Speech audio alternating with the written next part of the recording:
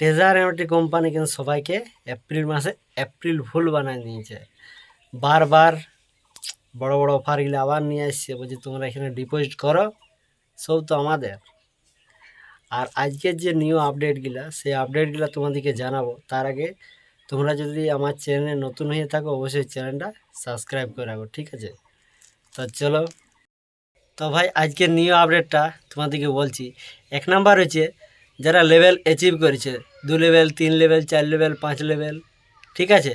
তাদের একটা মেম্বার ভালো আছে, তারা মান্থলি একটা ইনকাম পায়, মানে স্যালারি ঢুকে, ঠিক আছে?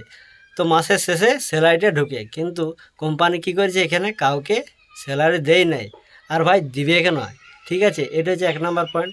2 নম্বর পয়েন্ট হচ্ছে যে 3 দিন আগে যে সোলোনা অ্যাড্রেসটা ট্রেজার এমটির সাথে যুক্ত হয়েছিল, TRC20 আর BP20 বাদ দিয়ে, তো যাদের যাদের 3 দিন অ্যাড্রেসটা লাগা হয়ে গেছে, তোমরা আজকে উইথড্র করে দেখো, হচ্ছে না। কি লেখা আছে? নট অ্যাভেলেবেল, ঠিক আছে?